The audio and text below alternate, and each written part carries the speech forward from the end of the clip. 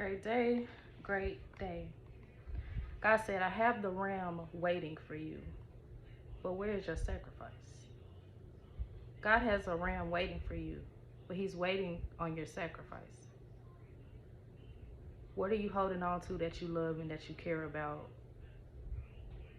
What are you holding on to that you love and you care about? God said, that's what I want. That's exactly what I want right there.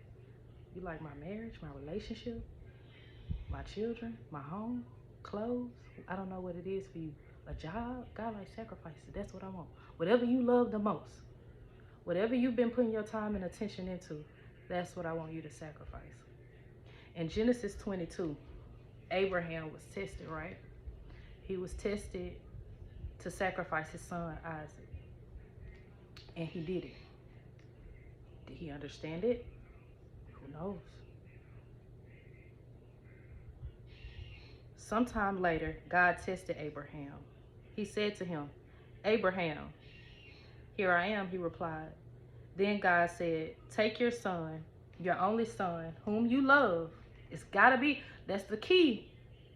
Whatever you sacrifice, it has to be something you love. It has to be something you love. Let's talk about the industry for a second. In the music industry, when we've seen in the past where people have climbed the totem pole, and Kanye West, for instance, he's publicly came out and told us he sacrificed his mother for fame and for fortune. In the industry, you cannot sacrifice someone you don't care about. It defeats the purpose. Then God said, take your son, your only son, whom you love, Isaac, and go to the region of Moriah. Sacrifice him there as a burnt offering on a mountain I will show you. Abraham is obedient and he does what God tells him to do, right? He takes everything that he needs to the mountain. He also took two of his servants and Isaac. Now, along this passage in Genesis 22, once they get to a certain point, he leaves the servants. Let me see. It says, together. Okay, it says, on the third day, Abraham looked up and saw the place in the distance. So he sees that he's getting closer. Ooh, God said, see, God said, you're getting closer to the ram, right? You're getting closer to the breakthrough, right? He can see it in the distance. He can see where he's going to have to sacrifice Isaac in the distance. He said to his servants, stay here with the donkey while I and the boy go over there. Now, for me, when I was reading it, I'm just like, I wonder why he didn't take the servants with him. And the first thing that came to my mind was, he doesn't want them to see that he's sacrificing Isaac.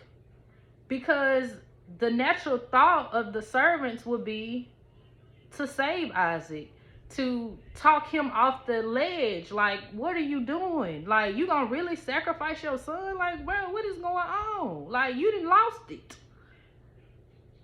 God said it's gonna be people that as you get close to this sacrifice, that you're gonna have to tell them, okay, because you're gonna get to a point where you can see where you headed. Okay, I see the location, I see the area.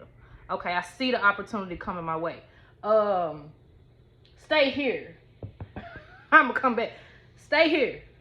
It's gonna be some people you're gonna have to leave. Because if you don't, they're not gonna understand what you're doing. People not gonna understand why you sacrificing your marriage, why you sacrificing relationships, why you sacrificing your job, your stability. They can't comprehend that.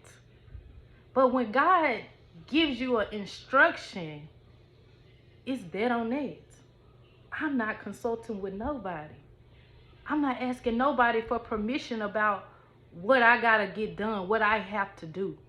God told me to sacrifice a relationship. I'm sacrificing it. It's yours. What came with that relationship was a home. It came with this house that I'm in. And God said, I need you to sacrifice it. I need you to give it up. And it's like, as I prepare to give it up, God's like, I have the ram waiting, Cam.